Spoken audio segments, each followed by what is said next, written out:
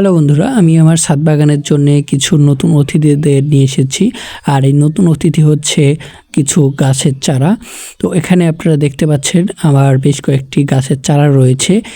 প্রথমত এই পাশে যে গাছের চারাগুলো দেখতে পাচ্ছেন এগুলো সবগুলো হচ্ছে কলমের চারা। এখানে রয়েছে দুটি কদবেলের চারা, এরপরে এখানে রয়েছে একটি সফেদার চারা। দেন এই পাশে যেটি দেখতে পাচ্ছেন এটি হচ্ছে একটি জাম গাছের চারা। আর এই জাম গাছের চারার পরেই যে চারাটি রয়েছে সেটি হচ্ছে লিচু গাছের চারা।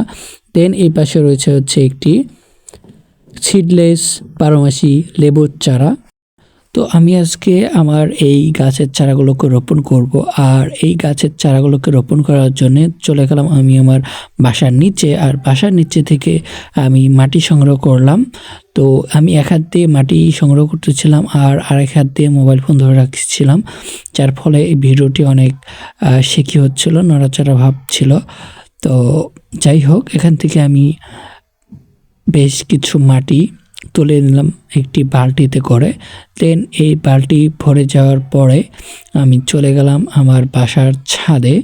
তো বাসার ছাদে আসার পরে বাসার ছাদের একটা অংশে একটা কোনায় এই মাটিগুলোকে আমি নিয়ে এসে জড়ো করতেছিলাম। তো এরপরে আমি যেটা করেছি, একটি বস্তা নিয়ে এসেছি। বস্তার এই পাশের মুখটাতে একটু ফাঁকা ছিল, আমি সেটাকে বেঁধে দিয়েছি। এরপরে পানিগুলোকে একদম বাইরে যেন না চলে যায় সেটার জন্য আমি করেছি, এই বস্তাটাকে একটা পলিথিনের মধ্যে ভরে নিয়েছি। দেন আমি এখন যে কাজটা করব সেটা হচ্ছে যে এই বস্তার ভেতরে আগে কিছু ইটের খোয়া, ছোট ছোট ইট দিয়ে দিব। আপনারা দেখতে পাচ্ছেন আমি বালতিতে করে কিছু ইটের খোয়া নিয়ে এসেছি। দেন আমি এবার এই বস্তার ভেতরে ইটের খোয়াগুলোকে ঢেলে দিচ্ছি। তো ইটের খোয়াগুলোকে ঢেলে দেওয়ার পরে আমি এখন এই ভেতর থেকে ইটের খোয়াগুলোকে একটু সমান করে নিব, মানে ভালোভাবে ফিনিশিং দিয়ে দেব নিচটা। তো এখানে ফিনিশিং হয়ে যাওয়ার পরে কেমন দেখাচ্ছে সেটি আপনারা দেখতে পাচ্ছেন। এখানে বেশ কিছু ইটের খোয়া দিয়েছি।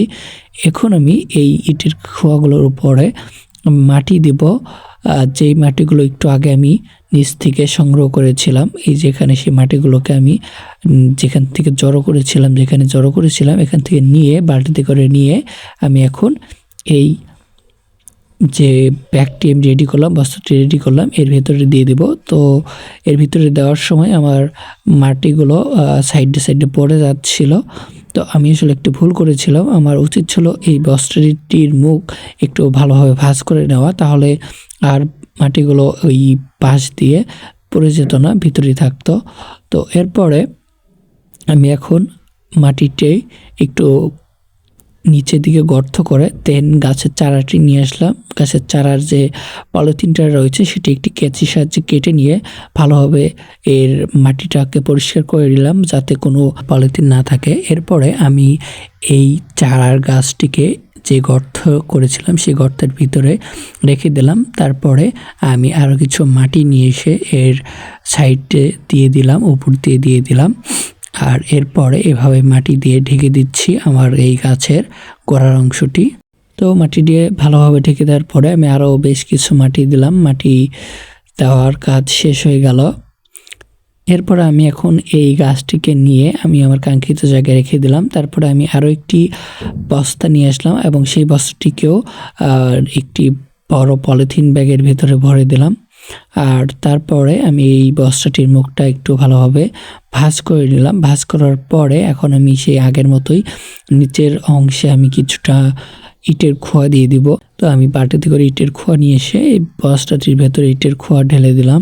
দেন আমি মাটি নিয়ে আসলাম, মাটি নিয়ে এসে এই ইটের খোয়ার উপর দিয়ে ঢেলে দিলাম, অর্থাৎ বিছিয়ে দিলাম। আর এরপরে আমি বস্তার সাইডে একটু মাটিগুলোকে ভালোভাবে ঠেলে দিচ্ছি যাতে প্রতিটি কোনায় মাটিগুলো পৌঁছায়। তো মাটিগুলো দেওয়ার পরে আমি আরও কিছু মাটি নিয়ে এসে এই বস্তাটি ভরতে লাগলাম। এরপরে আমি বস্তার ভেতরে যে মাটি দিয়েছি সেই মাটির কিছু অংশ আমি গর্ত করে নিলাম। তারপরে আমি একটি লেবু গাছের চারা নিয়ে আসলাম। দেন এটিকে আমি কেচি দিয়ে এর পলিথিন ব্যাগটাকে কাটতেছিলাম। তো আমি কাটতে না পারে পলিথিনটাকে ছিঁড়েই ফেললাম। দেন আমি গর্ত করার অংশে এই লেবু গাছের চারাটি রোপণ করলাম। আর এরপরে আমি এখন এর ভেতরে মাটি দিব। আমি বাড়িতে করে আরও মাটি নিয়ে এসে এই বস্তার ভেতরে ঢেলে দিলাম।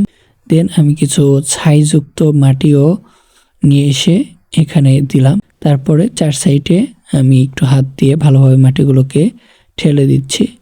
দেন আপনারা দেখতে পাচ্ছেন এখানে আমার 2টি গাছ লাগানো হয়ে গেছে। আমি গাছ দুটিকে বস্তার ভেতরে রেখে দেন আমার এই ছাদের এই কোনায় আমি এদেরকে রেখেছি। ওই পাশে আমার স্ট্রবেরি গাছের চারা রয়েছে। তো এই পাশের কর্নারটা আমার স্ট্রবেরি কর্নার ছিল। তো এখানে আমি আমার নতুন গাছের চারাগুলোকেও এই জায়গায় রেখেছি। তো এখন আমি আমার গাছগুলোকে পানি দিয়ে দিব। তো আমি একটি বালতিতে করে, ছোট একটি বালতিতে করে পানি নিয়ে যাচ্ছি। তো এই পানিগুলোকে এখন আমি আমার ছাদ বাগানের নতুন অতিথিদের দিব। তো এখানে আমি যে গাছগুলোকে এখনই রোপণ করলাম, এই গাছগুলোর জন্য এখন আমি পানি দিয়ে দিচ্ছি এদের গোড়ায়। তো এই গোড়ায় পানি দেওয়ার পরে দেখা যাচ্ছে যে মাটি একটু কম হয়ে গেছে। আমি পরবর্তীতে এদেরকে আরও কিছু মাটি দিব, যাতে এদের মাটির কোনো সমস্যা না থাকে। তো বন্ধুরা, আমাদের এই ভিডিওটি আপনাদের কাছে কেমন লাগলো তা অবশ্যই কমেন্ট করে জানাবেন এবং আমাদের এই ইউটিউব চ্যানেলটি অবশ্যই আপনারা সাবস্ক্রাইব করবেন। সেই সাথে আমাদের ফেসবুক পেজে ফলো দিয়ে রাখবেন আর আমাদের ফেসবুক গ্রুপেও জয়েন হয়ে থাকবেন। এগুলোর লিঙ্ক আপনারা আমাদের ডিসক্রিপশন বক্সে পেয়ে যাবেন। তো আজকের মতো এ পর্যন্তই। সবাই ভালো থাকবেন, সুস্থ থাকবেন। আল্লাহ হাফেজ।